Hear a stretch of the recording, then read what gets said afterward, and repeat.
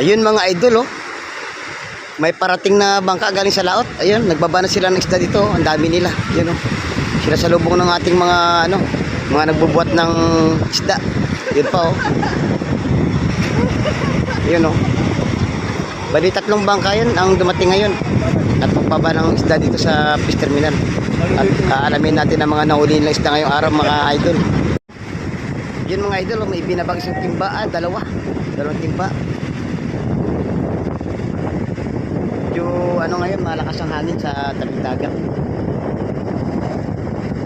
Kaya yung mga bangka hindi masyadong inaangat kasi baka bumalagbag at masira pa ang bangka nila mga idol.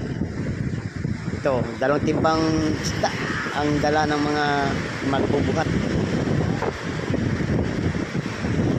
Idol, ano isda yan? Sari-sari?